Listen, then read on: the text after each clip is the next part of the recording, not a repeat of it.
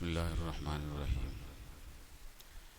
عن عبد الله بن عمر رضي الله تعالى عنهما قال رسول الله صلى الله عليه وسلم: ثلاثة حرم الله عليهم الجنة: مدمن خمر والعاق والضيوث الذي يقر في أهله الخبث. റസൂലുള്ളാഹി സ്വല്ലല്ലാഹു അലൈഹി വസല്ലം പറഞ്ഞു, മൂന്ന് വിഭാഗം ആളുകൾക്ക് അള്ളാഹു സ്വർഗം നിഷിദ്ധമാക്കിയിരിക്കുകയാണ്. അവർ മൂന്ന് കൂട്ടരും സ്വർഗത്തിൽ കടക്കില്ല. ഒന്ന് മുദ്മിനുൽ ഖംർ, ലഹരിക്ക് അടിമപ്പെട്ടയാൾ. രണ്ട് വൽ ആഖു, മാതാപിതാക്കളെ ബുദ്ധിമുട്ടിക്കുന്നയാൾ, അവരെ പ്രയാസപ്പെടുത്തുന്നയാൾ. മൂന്നാമത്തത് ദയ്യൂസ്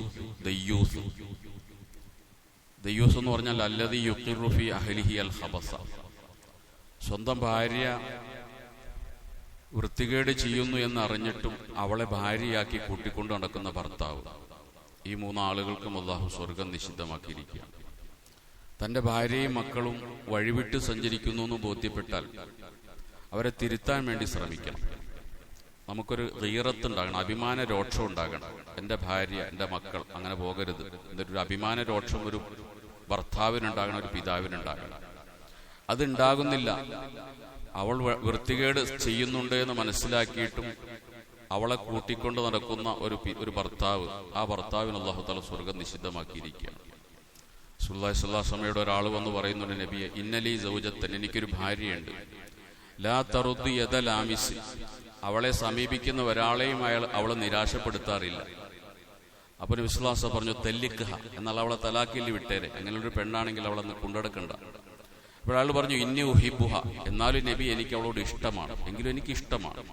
അപ്പോൾ പ്രവാചകൻ പറഞ്ഞു, എന്നാ പിന്നെ നീ കൂടെ കൊണ്ടുനടന്നു എന്ന് പ്രവാചകൻ പറയുന്നു.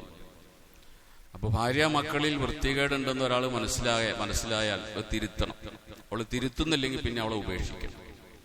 വൽമർഅത്തു ഇദാ ഖറജത് മിൻ ബാബി ദാരിഹ, സുസ്ലാസം പറഞ്ഞു, ഒരു പെണ്ണ് അവളുടെ വീട്ടുപടിക്കൽ നിന്ന് അവൾ പുറപ്പെട്ടു, മുത്തസയ്യിനത്തൻ മുത്തഅത്തിറത്തൻ, അണിഞ്ഞൊരുങ്ങി സുഗന്ധം പൂശി അവൾ വീട്ടുപടിക്കൽ നിന്ന് പുറപ്പെട്ടു. വസ്സൗജു ബിദാലിക റാദി, ഇത് ഭർത്താവിന് അറിയാം, ഞാൻ ഇറങ്ങിയാൽ പുറകെ എൻ്റെ ഭാര്യ കുളിച്ചൊരുങ്ങി വായുകം കശത്തിൽ വെച്ച് ഇറങ്ങുന്നുണ്ട് എന്ന് ഭർത്താവിന് അറിയുകയും ചെയ്യാം. പക്ഷെ ഭർത്താവിന് അതിൽ വലിയ അതൃപ്തിയൊന്നുമില്ല. അയാൾ അത് അംഗീകരിച്ചു കൊടുക്കുകയാണെങ്കിൽ യുബനാലഹു, ഈ ഭർത്താവിന് അല്ലാഹു തആല പണിതു കൊടുക്കും ബികുല്ലി ഖദമിൻ, അവൾ നടക്കുന്ന ഓരോ ചവിട്ടടിക്കനുസരിച്ചും ബൈത്തും ഫിന്നാർ, നരകത്തിൽ ഓരോ ഭവനം അല്ലാഹു തആല ഈ ഭർത്താവിന് അല്ലാഹു പണിതു കൊടുക്കും. അവൾ എത്ര ചവിട്ടടിയാണോ ആ വൃത്തികേടിലേക്ക് നടന്നു നീങ്ങുന്നത്, ഓരോ ചവിട്ടടിക്കും ഈ ഭർത്താവിന് ഓരോ വീട് നരകത്തിൽ അല്ലാഹു തആല പണിതു കൊടുക്കും.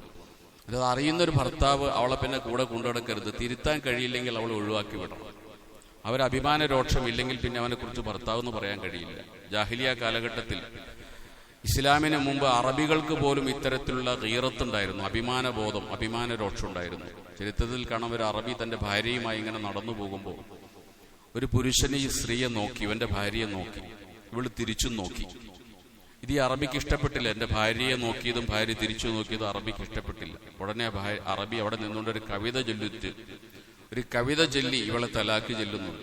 അദ്ദേഹം പറയുന്നത് എങ്ങനെയാണ്, ഇദാ വഖഅ ദുബാബു ഫീ തആമി, ഞാൻ ഭക്ഷണം കഴിച്ചുകൊണ്ടിരിക്കുമ്പോൾ ആ ഭക്ഷണത്തിലേക്ക് ഈച്ച വന്നിരുന്നാൽ പിന്നെ ആ ഭക്ഷണം ഞാൻ കഴിക്കില്ല. റഫഅതു യദി, ഞാൻ പിന്നെ കൈ ഉയർത്തും. എനിക്ക് ആ ഭക്ഷണത്തോട് ഇഷ്ടമുണ്ടെങ്കിൽ പോലും വനഫ്സി തസ്തഹിഹി, ആ ഭക്ഷണം കഴിക്കാൻ എത്ര ഇഷ്ടമുണ്ടെങ്കിലും, എത്ര നല്ല ഭക്ഷണമാണെങ്കിലും ഈച്ചയിരുന്ന ഭക്ഷണം ഞാൻ കഴിക്കാറില്ല.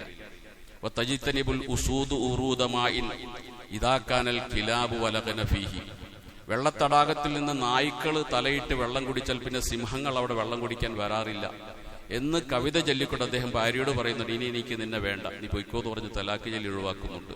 അതുകൊണ്ട് നമ്മുടെ ഭാര്യ മക്കളെ നേർവഴിക്ക് നടത്താനുള്ള ഒരു ഉത്തരവാദിത്വം നമുക്കുണ്ട്.